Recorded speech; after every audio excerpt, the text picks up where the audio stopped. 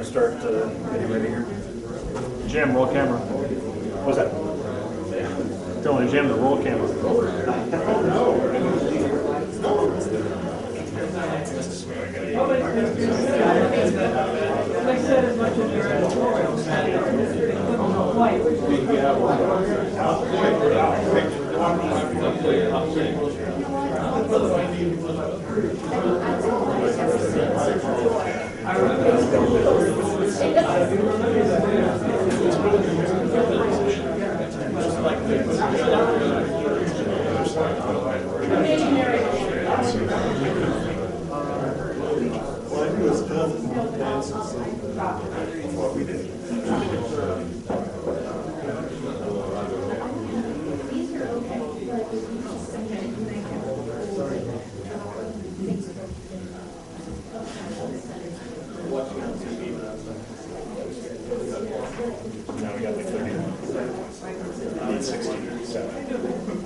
Have your attention, please.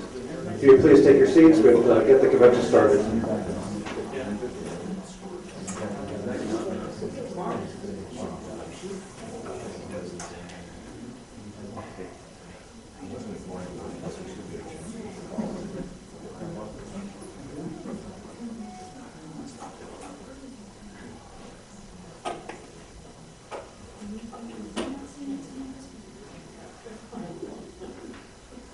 The 2011 Annual Convention of the Libertarian Party of Oregon is called to order.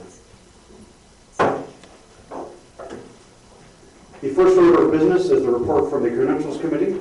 Would Mr. Scriba please come forward to give that report?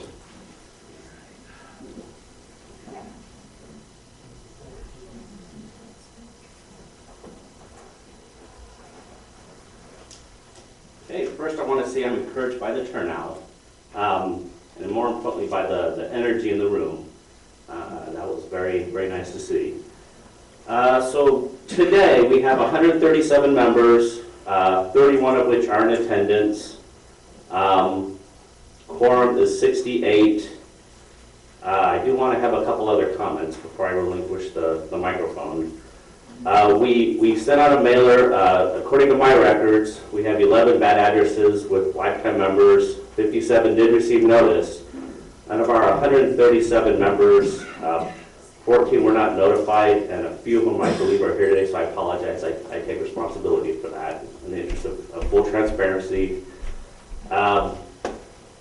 Anything else anybody want to know? All right. Thank you. Oh, in the back. Move to adjourn. Signing back. What was that? What was the question? It was for me. Oh.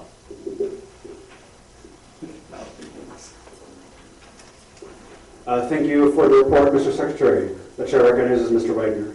I move that we adjourn this convention to May 28th at 11 a.m. Second. It is moved and second to set the time to which to adjourn to May 28th at 11 a.m. We had a motion to move to adjourn, Sine Die already. He was not recognized. Okay. Point of order, is that Memorial Day weekend? It is one of the most beautiful waterways in America. Now, technology from sea. I'm not sure offhand. Does anyone know that offhand? The 30th is always Memorial Day, except it's not recognized that way anymore. Yeah, it is Memorial Day weekend. Shouldn't we? I move to adjourn, Sine Die. Recognize? I'm sorry, such a motion is not in order at this time. The motion to set the time to which to adjourn takes precedence. Point of order. Mr. Brennan. Yeah, there isn't a motion on the floor to set the time at which to adjourn. He seconded it. I believe the chair believes that Wes's motion was valid and seconded. Was there an issue with the motion? Yes, the motion was to adjourn. The motion wasn't to set the time to which to adjourn. Wes's motion was to set the time to which to adjourn. That is the motion that I heard. What was your motion, Wes? My motion was to adjourn to May 28th at 11 a.m. Which I corrected to set the time to which to adjourn at May 20, or to May 20th at 11 a.m. Which is the correct form of the motion you were trying to make. Thank you. Is that fulfill your? Yes, and Okay. Mr. Wilson seconded it after it was made. I accepted his version. Was it Bruce? Yeah. So that is the motion that is before the assembly at this time. And yes, that weekend is Memorial Day weekend. Em, I think you had your hand up earlier. Do you wish to be recognized still? Okay. Chair recognizes Mr. Grover.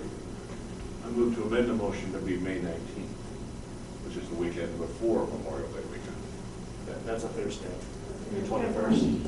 I'm sorry. You mean 21st? Is the 21st a Saturday? Yeah, 21st. I'm not smart enough to look at it. May 21st. Is there a second? Second. A point of parliamentary inquiry. How the hell are we been having a discussion? We don't have a meeting, and our discussion's on a non-debatable motion, as I understand. The motion is not debatable, but is amendable. So we are not having debate, but allowing amendment. I'm not sure I see a distinction. It's true. The distinction is that we can't debate the merits of the motion, but we can have some flexibility to determine when we want to set the adjourned meeting. Sorry, could you please restate what you were saying? I lost track of what was suggested. The motion, the motion to amend. I move to amend the motion to adjourn to May 21st instead of May 28th. Okay. So it has been moved and seconded to amend the main motion to set it to May 21st. May 21. Can be recognized? Yes. Okay, well, for as long as we're amending, I move to amend that we adjourn sine die. Wait a second. I'm sorry, such an amendment is not in order at this time, since that changes the type of We're motion. amending the term, so. Point of order, Mr. Chairman. We do not have a quorum. We cannot conduct business, including making a new date for another convention. The only business we can conduct without quorum is to adjourn, recess, or take actions to try to achieve quorum. So these motions to adjourn are in order. It's fun to watch a funny show when you're at home or on the... If we adjourn without establishing a adjourned meeting, then the convention would adjourn sine die, and would essentially be over at that point. So the question, the chair recognizes Mr. Long. A question, point of parliamentary, I guess, inquiry. Because I just don't understand, I'm not arguing, I just don't, if we adjourn to May, whatever the date is, 21st. Does the present party, state committee and officers stay in place? The chair is uncertain. The bylaws state that elections occur as part of the convention, and since setting an adjourned meeting for the convention would prolong the convention until May 21st or 22nd, I believe the term of office would remain until the end of the convention in May. Well, I guess my question then is, if quorum, obviously as it's the second time we've tried to reach quorum and we've fallen far short, what is to prevent, I can't believe anybody wants to stay in office forever, but what is to prevent continuing and ongoing moves to adjourn to another definite time, 2 months down the road?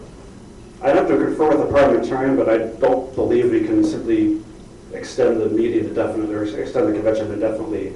I'm not sure about the rules on setting adjourned meetings, though, so I'd have to double check with that. We can or cannot extend it. Can. If you can do it once, why can't you do it twice or 3 or 4 times?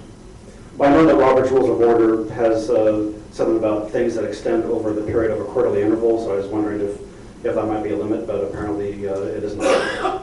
So if we do meet in May and do decide to extend the convention again, that would be another option. Well, I'm not proposing that. My question, I guess, really is what is to prevent someone who perhaps likes the current condition, I can't imagine anybody does, but what is to prevent someone from just doing that indefinitely for the next 29 years? It requires a majority of members to vote to do so. But you understand my question. Bruce, I think I can answer your question. The way to prevent that is to muster a quorum at the next time we try to do this. Or to vote down the, or to vote, would this be correct to vote down the current motion? Yes. yes, if you do not wish to continue this convention to May, you don't vote down the current question because the question is an amendment, but you, to the main motion, but you would vote down the main motion.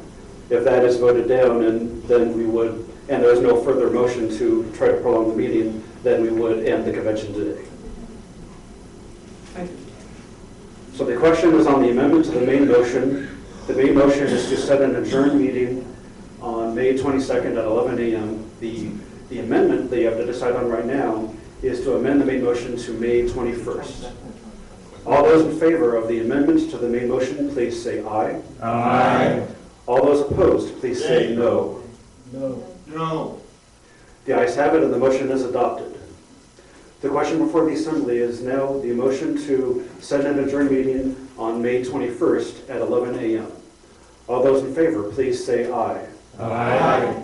All those opposed, please say no. No. Division. The chair is uncertain as to the result. Would all those in favor please stand and remain standing until you can be counted?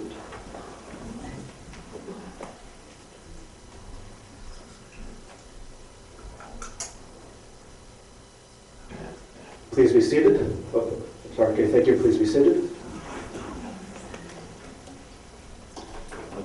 All those opposed, please stand and remain standing until you can be counted.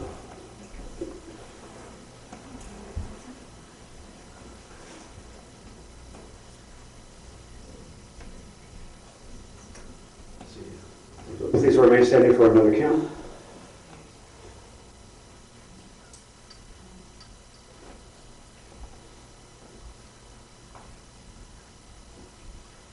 Thank you. Please be seated. The chair counts 15 in the affirmative and 15 in the negative. Chair decides. That's up to you. The chair votes in the affirmative, and the motion is adopted. Mr. Chair, move for a counted standing vote. How does that work? Count off. Okay. It has been moved and seconded, and we need to vote on that. Can we do that without objection? Second. Does anyone object to doing a counted standing vote? All right, seeing no objection. Could you help me run this? I'm not sure with the procedure for this. Those in favor of the motion to adjourn to the 21st of May, please rise. You can count off as you sit down. Let's see. 1, 2, 3. 4, 5, 6, 7. 7. 8, 9, 10, 11, 12, 13, 14, 15. Okay, those opposed, please rise.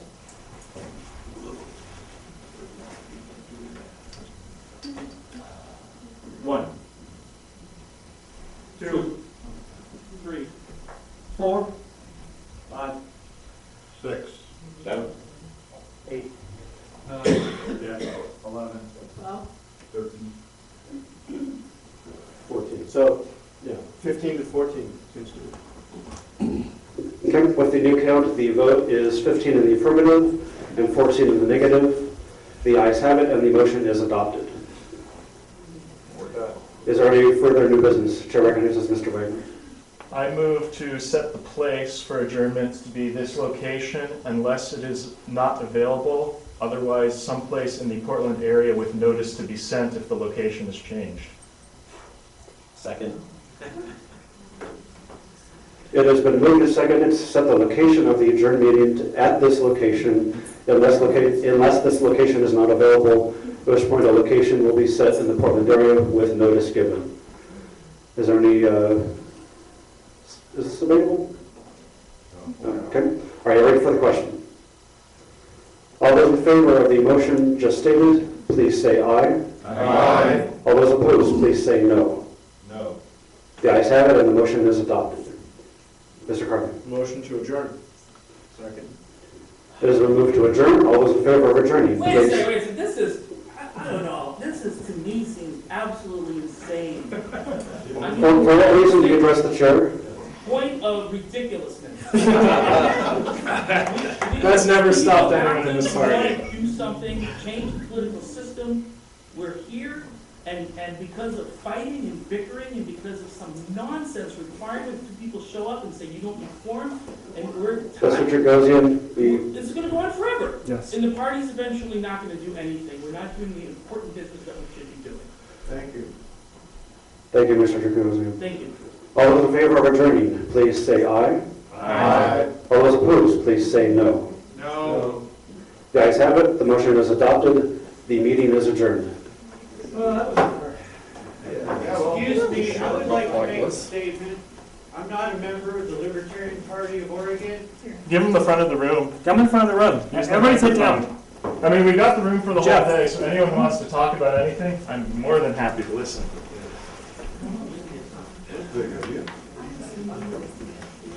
Hi, my name is David Perkins. I've been here in Oregon for quite a while now. I have been a member of the Party of Oregon in the past, and I've let my membership lapse. For the past year, I have been trying to get a hold of somebody to renew my membership. I have a check on me that I can pay my membership right now, but I can't seem to find anywhere, any way, shape, or form to join this party. I find it's completely ridiculous, and I want to know what y'all plan on doing about it. Back at the table earlier, you brought this up, and I pointed out two officers to you, two of the four party officers, this guy and this guy, talked to them. And I don't know what they told you. Nobody has talked to me. Like I said, I've left voice call people, I've sent emails, I've left messages on your website. I have not gotten any response from y'all. Y'all say you want to fix this party here, but you're not willing to do anything about it. Okay, well, here's And the like I said, I'm really here's the upset vice about chair, it. here's the vice chair, here's the chair, here's the secretary, and here's the treasurer. How do I get a membership form? Ask these guys. No, not anymore. Yeah, just give us the check. Yeah, I don't have any of it. I mean, I'm here, I want a membership form, I want to help. So this Please gentleman is the let me secretary. help. This gentleman is the secretary, if you give him the information. And this is the treasurer, if you give him the check, he can get you signed up. Just give it to the secretary, please. I'm gonna let y'all get back on with what you're doing. I'm gonna be in the back. Like I said, please, let me help. This gentleman is absolutely right. There actually is no way. But it's not. I don't know how much to make the check out for. I have no information on how to join, how much to pay. Because the information is not on the internet, it's not going to be on the internet, because party's not going to go anywhere, because there's a power situation. Over the last week, I've met with I don't understand how there are more factions here than there are people here. I met with both sides. It wasn't easy, we've been working on it for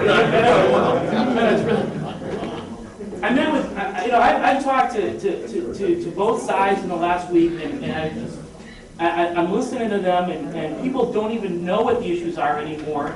They're just fighting. It's about egos. It's about power, and the situation is not going to change. And I don't understand how we got in this situation, because two people show up and say we don't need quorum. It's none of their business.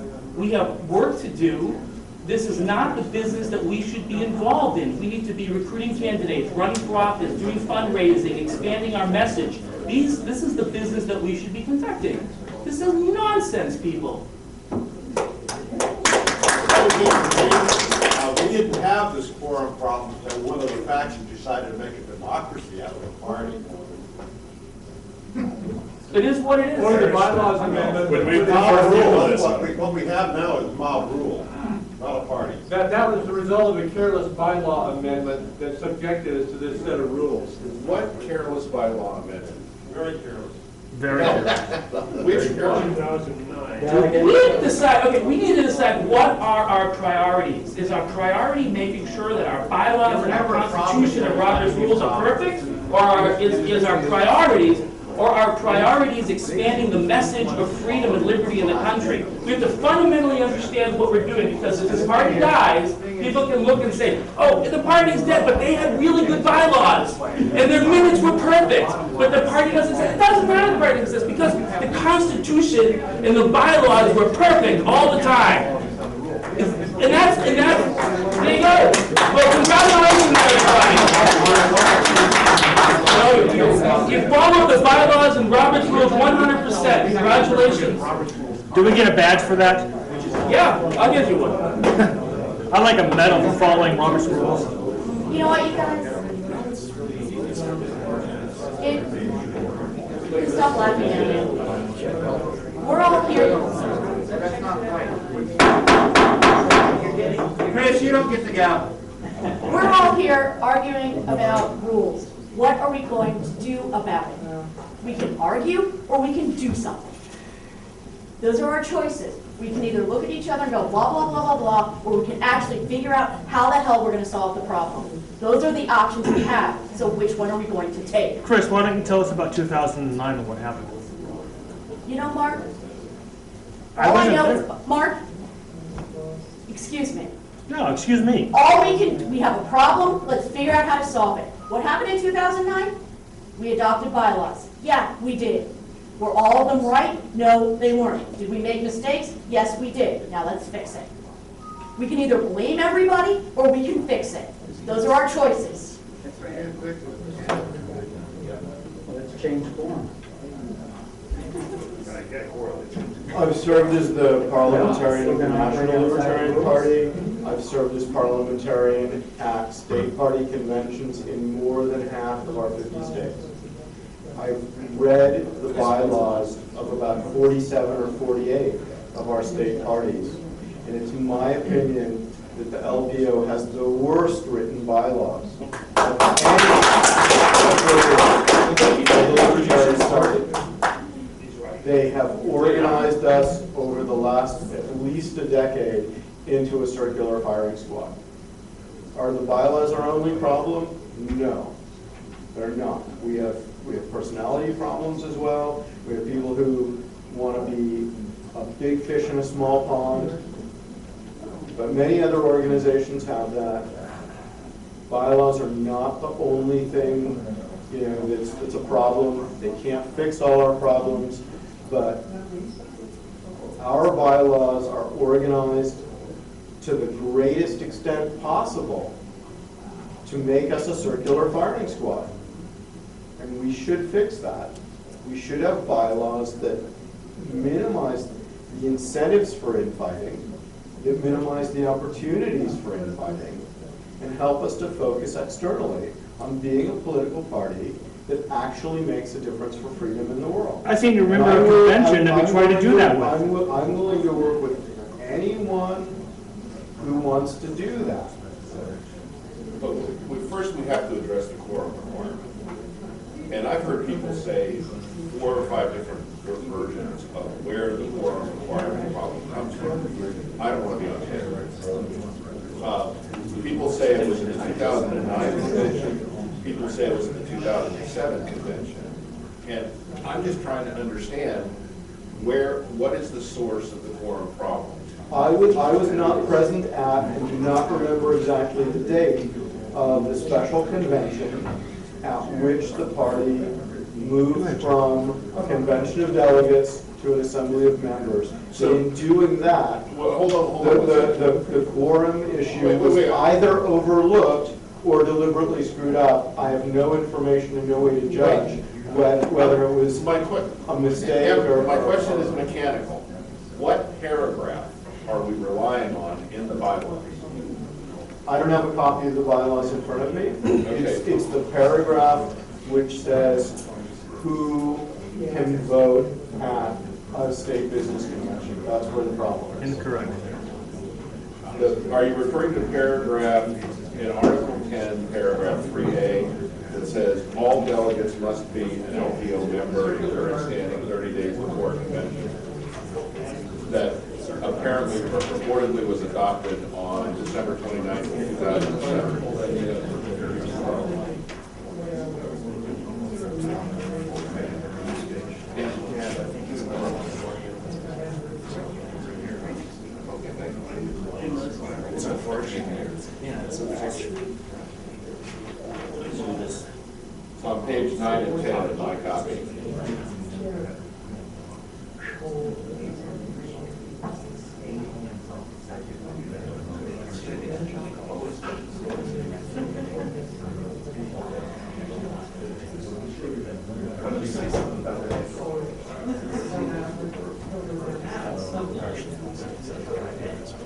just want to say something positive. Last time we had a meeting, everyone just kind of left at this point, and now everyone's mostly staying, and I think that's kind of a good thing, so. Hey, it's open mic, come on up. Yeah. Article 11, Section 3A. Okay, that's the paragraph. I read that. Wait. Say, I read that, let me, no. Before you do interpretation, that's the paragraph you're focusing on. Yeah. Okay, go ahead. Sorry. And that sorry. That paragraph reads to me, well, I'll just read it. All delegates must be an LPO member in current standing 30 days before any business or special convention. Each delegate present and properly credentialed is entitled to one vote at that convention. Okay. I don't see any way to interpret that as meaning anything other than every member who meets these requirements is entitled to be a delegate and to vote at convention. Prior to the adoption of this, we had a system by which some members delegated to other members their authority to participate in conventions. We had a system of delegation, right, which was adopted in 2001 and lasted from 2001 until the end of 2007. Prior to 2001, there was a quorum. It doesn't matter. Robert's Rules talks about the enrolled membership. Okay, and it says only members who maintain their status as members in the prescribed manner.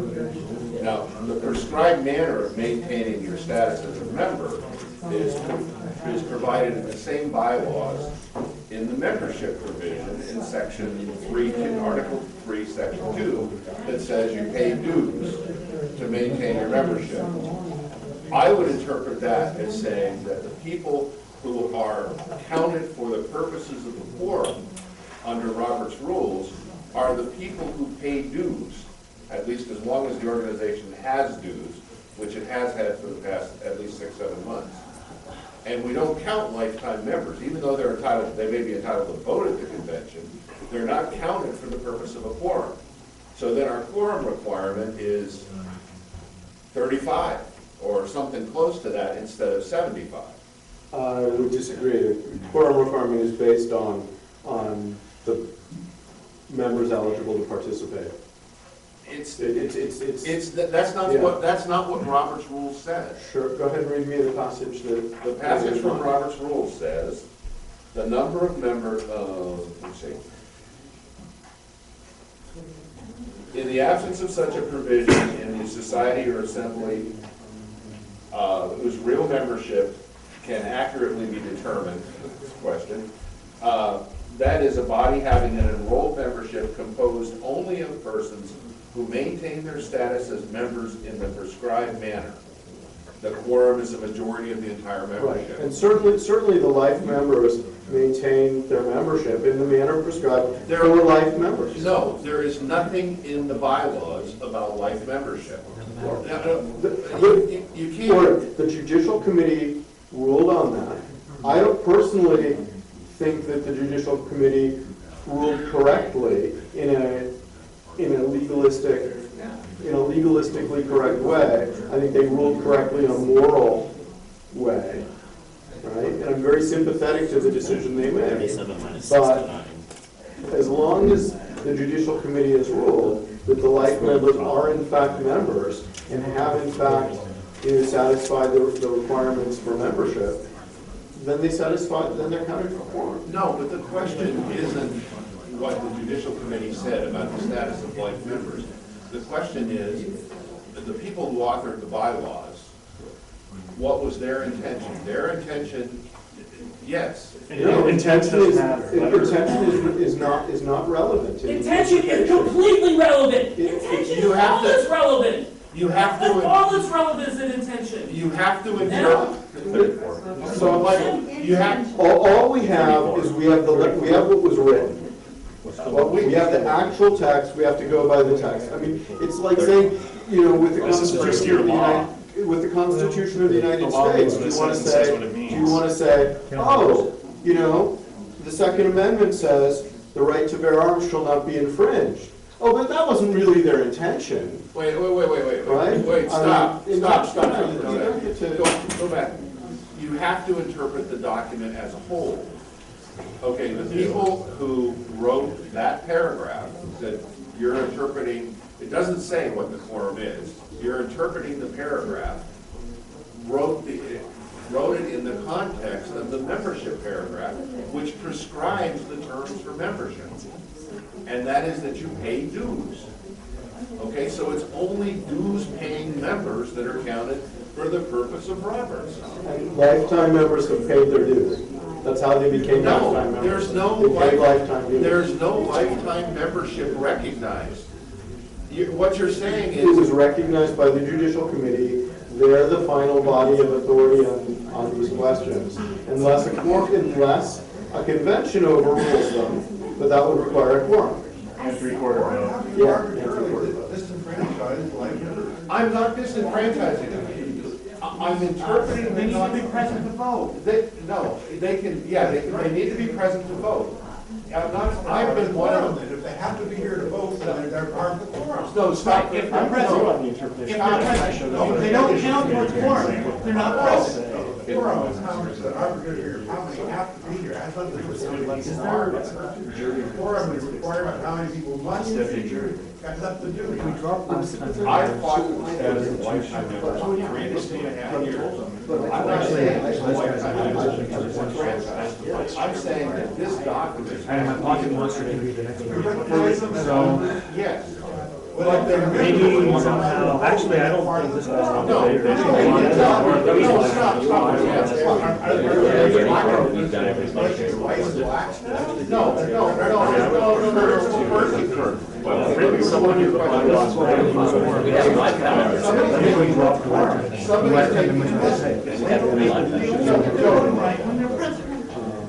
Okay. Somebody's taking That was this why we did our document, previous and this book, and putting it together and creating this form. Okay, and I'm trying to take this document, this book, and put it together, and they don't say what these books are saying. They say, what the thing says is, it's an annual convention of the members, what's replaced, and it doesn't say what the quorum requirement is, or how to figure it out. All right, this book says that the quorum requirement is the authority of the relation and recognizes as valid. That's what this document answers. It says, the requirements for membership are that you pay dues. We can have a requirement for the purpose of quorum and still recognize. Are you let that life membership have no dues? Let me finish my sentence. Okay, and we can recognize people's pay dues for the purposes of the quorum and still give life members all the rights that they're allowed to. It's a contract. Okay. It doesn't change it, it's just, all I'm talking about is a question of interpretation. Go on with the business of your relation. This interpretation, You have a definition of what you want to do, and you're interpreting the rules in order to conform to everybody. no, I'm interpreting what there is. If they are members, if they're members of good standing, then they're enrolled members, and if they paid their dues 10 years ago or 20 years ago, their dues are still paid. I So agree. they are dues paying members, even if they have paid the check. But that's not what Robert's rule says. It doesn't say all members. It says members that are that maintain their status in the prescribed manner.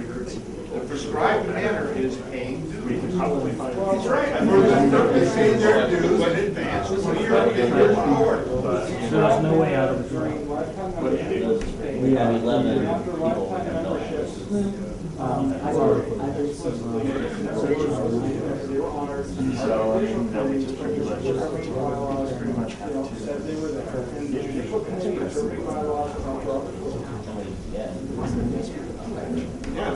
I was on that. It says in our Constitution, I used to be chair of that committee until I got removed. It says in the Constitution that the judicial committee is the body overturned by 3/4 of the convention. The judicial committee is the final body authority in all matters related to the interpretation. Okay, so we can go to the judicial committee and ask them if their interpretation is giving life member status. Well, that's what this is like, out of resources. Yes, it does. It's not over. They have to, I mean, I'm sure that one of the officers of Robert Rules of Order was probably weigh in on this. That's the thing about politics, nothing's ever over. Nothing's ever over. Would you have a problem with the bylaws that? I figure we'd probably go out, hang out at the coffee shop. For most of them, the issues. Whatever the rest we want to do our day. Well, actually, you guys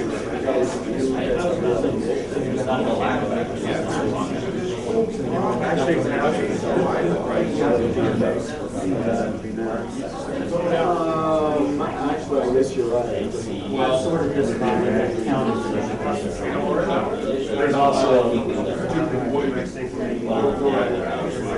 not doing the mailings right now.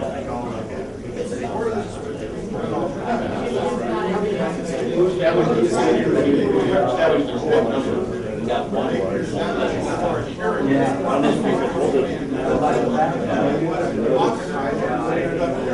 we can hold a meeting in the interim. We can send notice. everybody who pays dues this year is an enrolled member.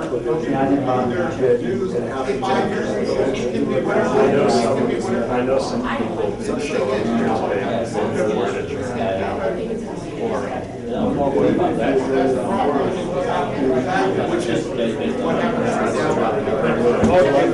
another question. It's better than I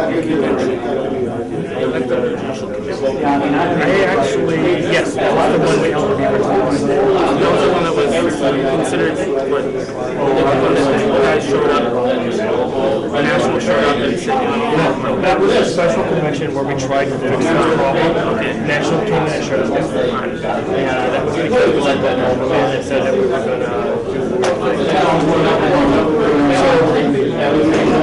prior to that, we had one last March in which the judicial committee was picked. The judicial committee is now disbanded.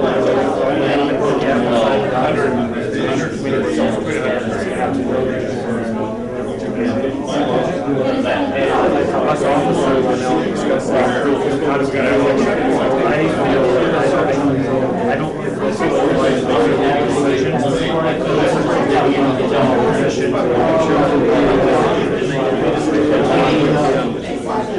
however, all we can do now is to make decisions to make our we can seek judicial relief.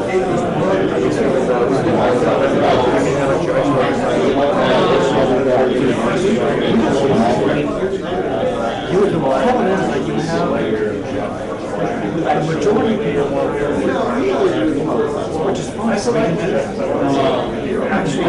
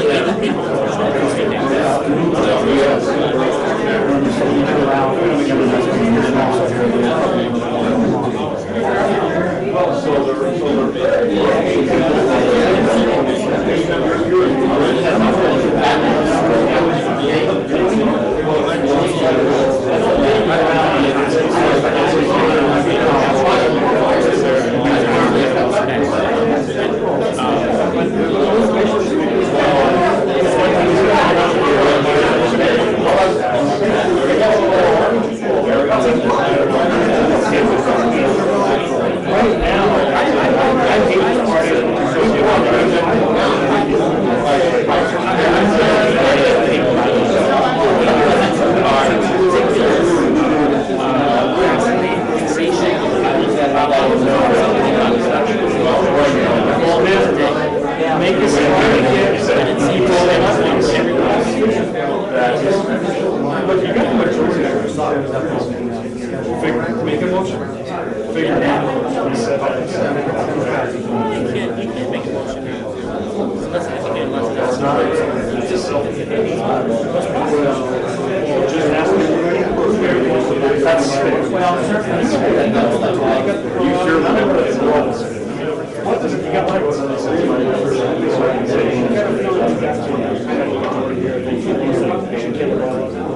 What's the natural conclusion?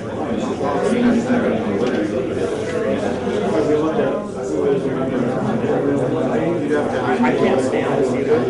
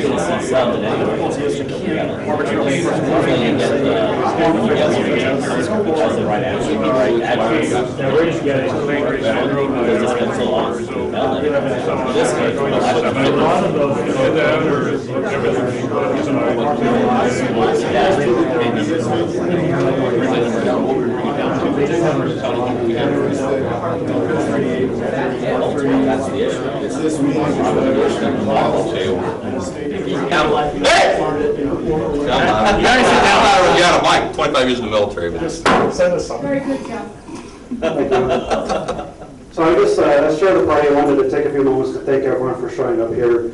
I do know how frustrated it is to spend the time and the energy to come out here and not be able to get work done. I do think the conversations we're having are productive, and I certainly want to encourage everyone to continue doing them. You know, as chair, I am probably the most disappointed of everyone here that we weren't able to accomplish anything this year. It's very disappointing because when I was elected chair, I was elected on a platform of trying to address some of these issues and ultimately failed. And so I apologize to everyone here. You know, that is my failing, and yeah, I just got to deal with that. But I do thank everyone for being here, and just have a couple of announcements. The first is that when I was elected chair, I was really only planning on a year term of duty, and I just don't have time to continue at this point. I recognize that since the convention is postponed to May, or not postponed, but will resume in May, my term is not technically up until that time. But I simply can't continue as chair at this time. I have too much other external commitments. And so effective today, I am resigning as chair of the Libertarian Party of Oregon. I'm sorry I can't continue in that regard, but I just need to focus on my personal life. Again, thank you very much for your attendance, and please continue the discussion. I will certainly continue to be involved with the party. I just can't be involved at the same level I have been, and will be happy to answer questions and help in any way I can. You deserve Please thank- congratulations for how hard you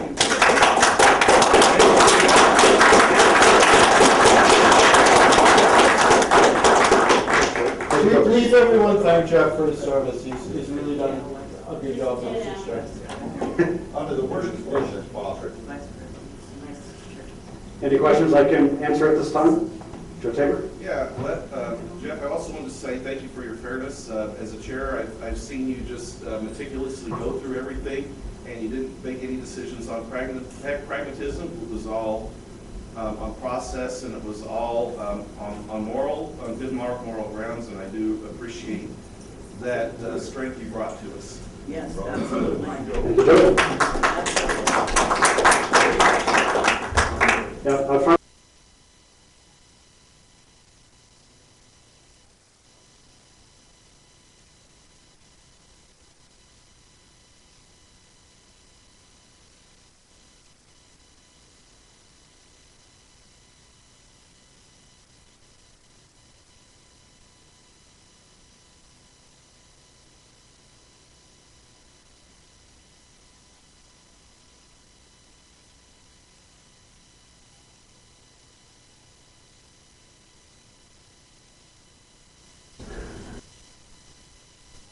Doing the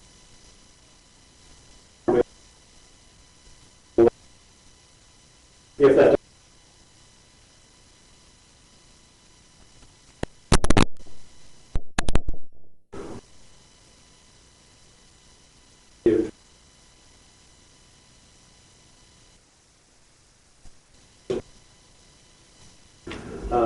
if we rule that if the membership rules or the state committee rules that the officers stay on, then there would be a vacancy in the office of vice chair, and the state committee would simply elect a new vice chair at their next meeting.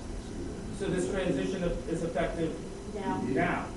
Yeah, as of now, I am no longer chair. Wes is chair of the party until his successor is elected or things change. Would it be possible, since we're all here now, and I don't want to ask something unreasonable to Wes, but if it's possible for Wes to explain where he would like to take the party and what his plans are and what some of the projects are that he'd like to be involved in. I know Wes has some ideas. I don't know if he's willing to talk about it today.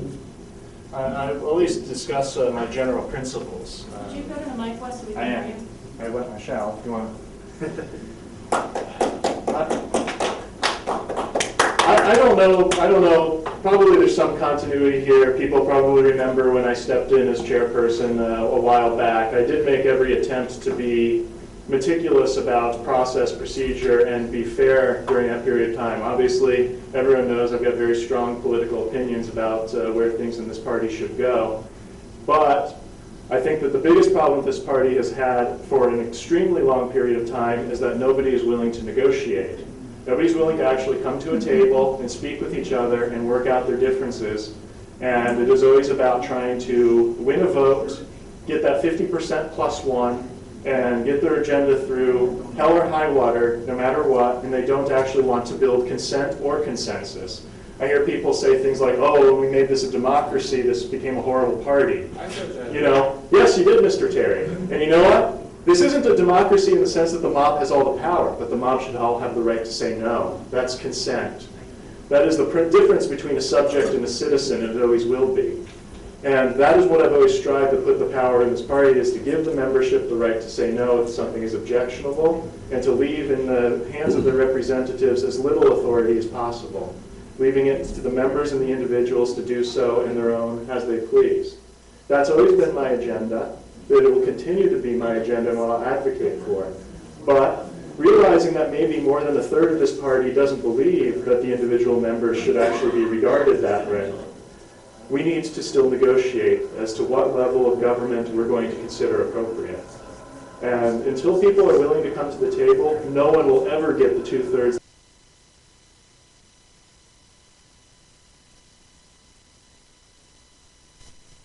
About 6 of them universally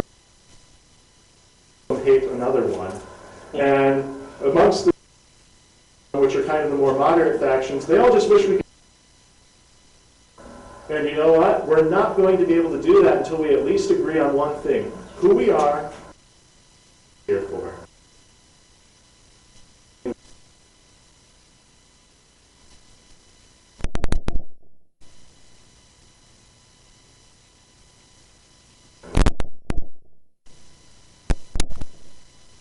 Going anywhere, willing to sit at the table, discuss their differences, resolve them, not use their own turd as a bludgeon.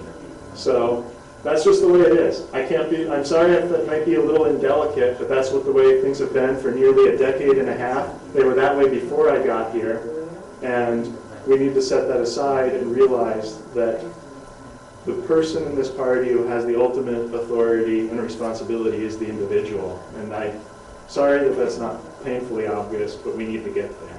Wes, one more thing. Can you, do you have a plan or a strategy to get around this quorum problem we have? I don't know that getting around the quorum problem is necessarily the right solution. By getting around it, we don't resolve any of our underlying differences. Any of the problems that currently exist will just continue to fester and constantly grow up. Getting around the quorum problem won't fix it. What we'll fix it is that we actually all come to the table negotiate with each other, agree to a plan of action that we can all work on, at which point we will actually be able to grow our way out of this problem rather than fighting with each other. If you don't get your way, you're gonna bring this lawsuit against. Yeah, why don't you sue the party again? You know, they don't solve it. I sued the party because there was being fiduciarily irresponsible, we're not producing valid books, and the treasurer at the time told me that the then executive director was using the party debit card to buy groceries for his apartment and used the operative word again.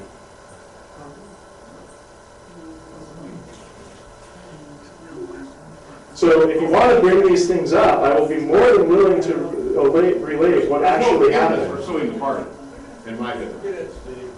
Would you prefer an extra legal method of resolving disputes? Because I thought we were a society of laws. Well, right now, we're not in a meeting at all, we're just talking as individuals. So I'm talking as myself. Do you not believe we are a society of laws? Do you believe that fraud should not be persecuted? It's a matter of opinion in this regard, is it not? Well, where do you go when there's a difference in opinion that's irresolvable by the To the Judicial Committee. We have our own internal procedures. The Judicial Committee can only interpret bylaws. We do not believe in initiating force against the party, especially we don't believe The party is not so high and mighty that it is not subject to the laws of an orderly society. We have our own laws, which we have contracted amongst ourselves by We are not a government. bylaws for resolving our own disputes. It's time to go home. Taking the bludgeon of the state and using the bludgeon of the state against the party is the most unlibertarian thing I can think of. How do you resolve disputes if not Judicial Committee. The Judicial Committee has no power and authority in these matters. Time to go home. Yeah, we should get something to Why do. don't you go? I gotta go home and take care of some stuff. Good luck. Angela. So again, thank you for your attendance. I think continued discussion is good. And, we can work with those issues, but it's going to take work and cooperation. Thank you. When we meet again as a state.